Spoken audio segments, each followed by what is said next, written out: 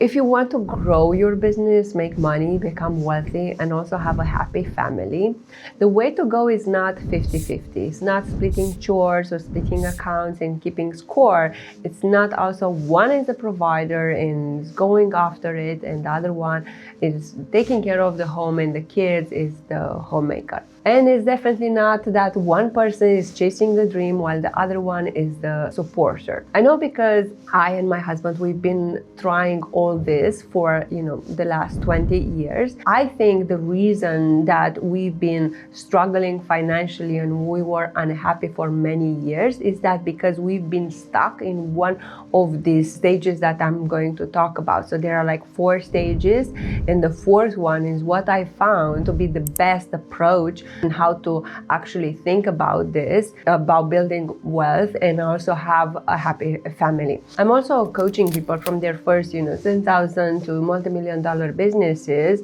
and I keep seeing the same thing. The people that are actually get stuck is not that they are actually not having the capability to scale. It's just because there is a lot of friction in their relationship that is actually draining their energy, their attention. Their mind is trapped into the disagreements they have in their relationship, then it's actually engaged in building something better for the future, a better future. So I'm going to show you exactly what I do end up to believe to be the best approach to this dilemma. Now, the real problem is actually that, for example, for women, for mothers, right? You even have a name that is called mom guilt. You want to be there for your kids, you want to be present, you want to be the nourishing figure, but you are ambitious and you have dreams and you want to use and put to help your potential. For men, they are actually assuming this role of being more the provider more easily. So they will go for the financial goals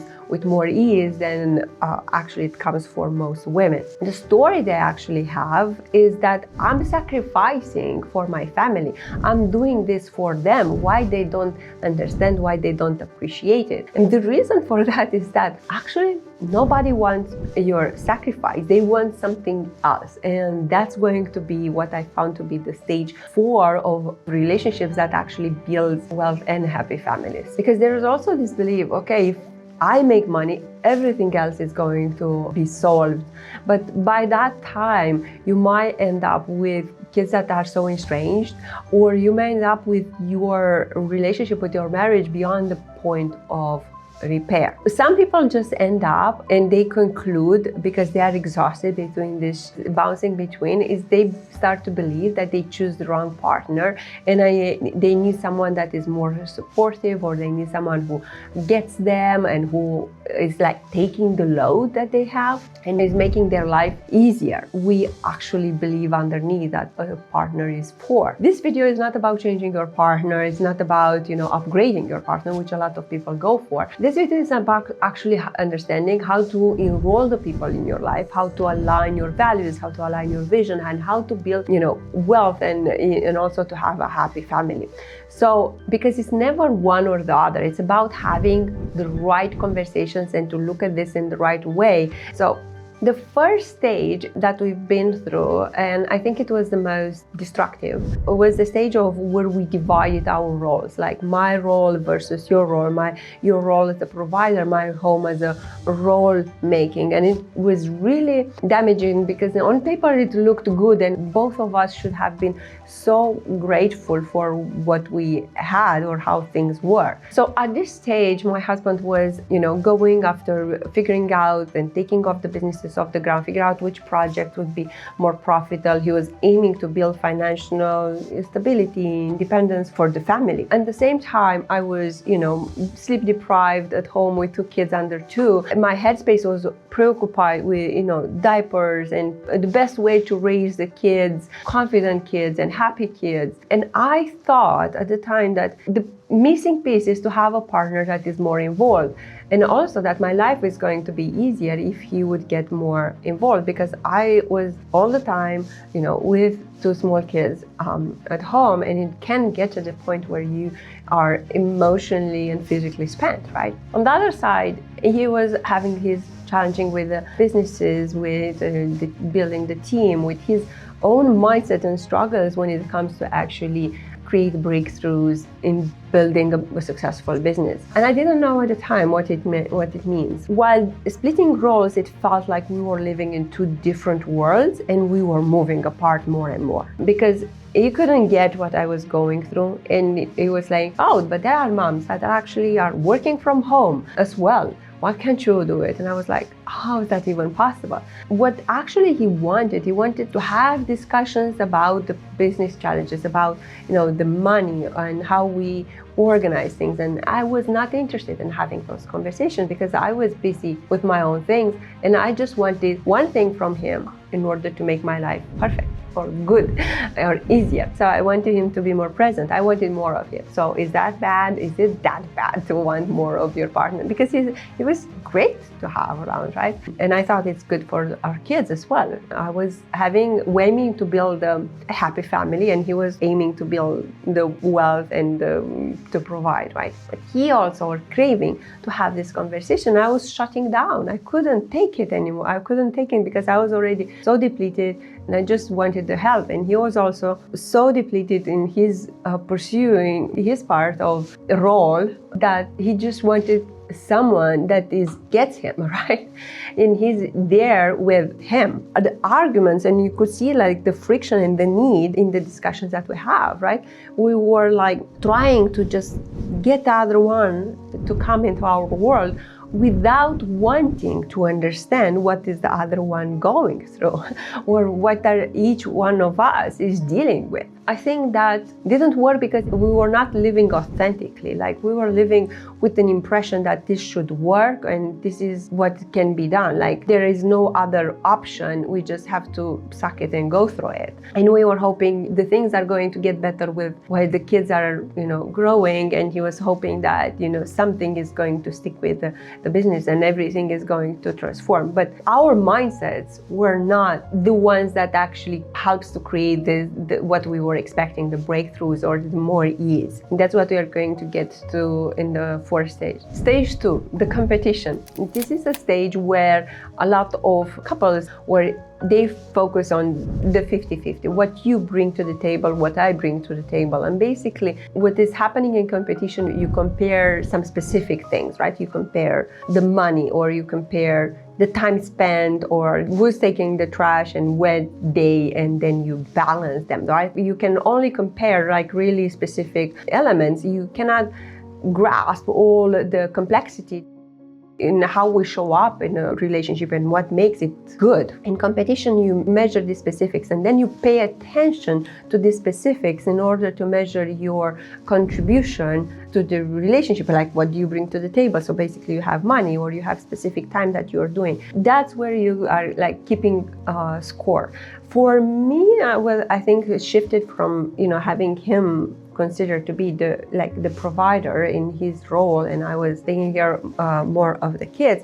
When I started my coaching business and I was starting to make some money, so therefore he started to say, okay, now that you are making money, actually put a percentage in our expenses. And I was like, I've just started, like this is unfair. And we started to compete and want the other one to fail somehow, right? Or to bring the same amount of, involvement. And it was a better stage than the one before, I think, because we were like having different kind of challenging conversations, and each one of us were challenged somehow to grow. And I was getting more of his world, and he was like, actually, I let him with the kids for 3 days when I went to a retreat, because I started to do things for myself, or aiming to be independent, therefore hoping that being independent we are on the same page with them. I get the same respect, the same power, freedom somehow, right? And not you have to do and you are in this role and that's it. But it was like aiming for something that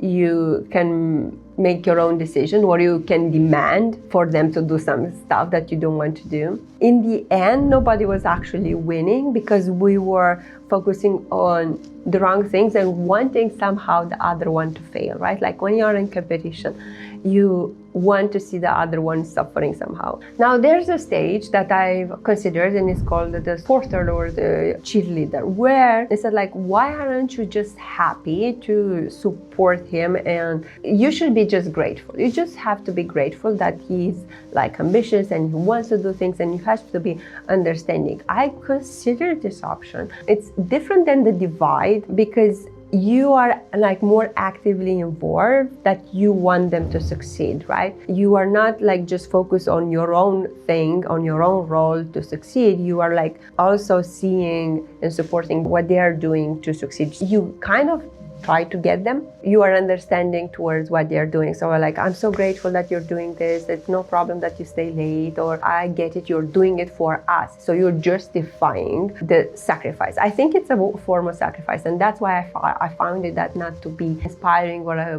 good element for me to agree with. I also find it that you're like living in the shadow of, this is the leader, I'm the supporter, and you don't build your own voice. You don't get to go after what is it that you want, because what is more important is what exactly what they want. So you just fill the gaps.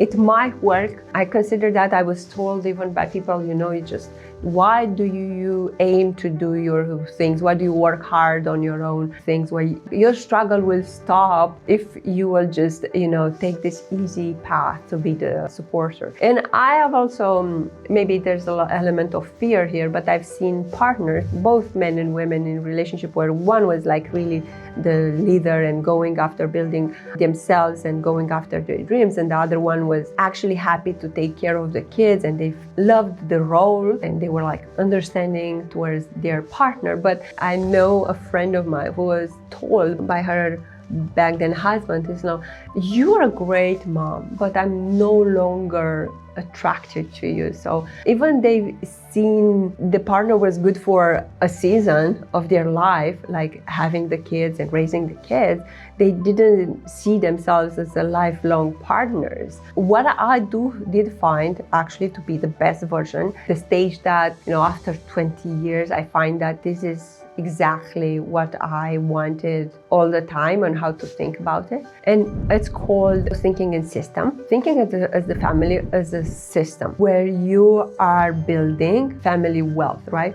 So the members of the family, it's what creates more wealth. Being together is you become wealthier because each is bringing themselves with their strengths, with their capacity, with their interests for life. So that's included even the kids, right? They are big contributors of building the wealth of the system of the family because they are bringing their laughter, their curiosity, their friendships with the outside world, which is enriching the life of the system of the family, right? So I find that in order to actually have a healthy, wealthy, growing, beautiful system, is that each element of the system is aiming to become the best version of themselves. So they are pursuing their own happiness and their own growth. They are supported and challenged by others. Whenever that doesn't happen, then we just have conversations around that, right? So we all have the conversations completely change at this stage. So if on the stage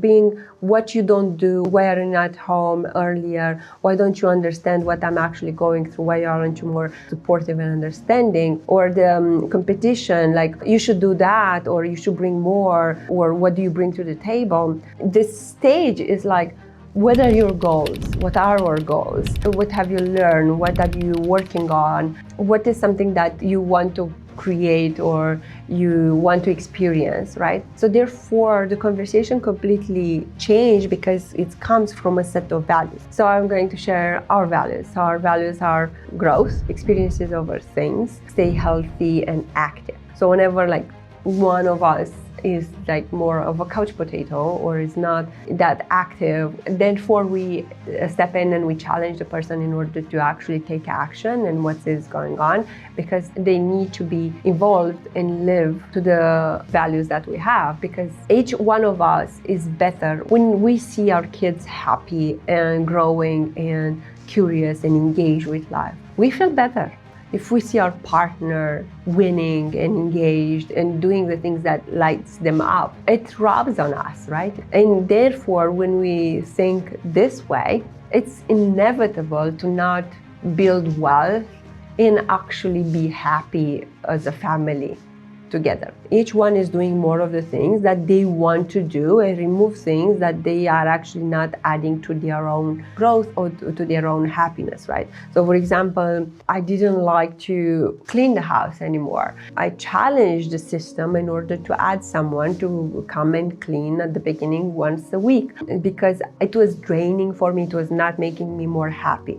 And I have also clarified what is exactly my role as a mother. What is the most important thing that I can do? It's not about actually doing the laundry for them or having specific clothes. They don't care about that, but they do care the kind of conversation I have with them. Like, they do care me being curious about how they are experiencing the world, how do they perceive it, what do they think about it, right? So to unpack emotions, to unpack what do they value in a friend, what do they think that they makes them a good friend.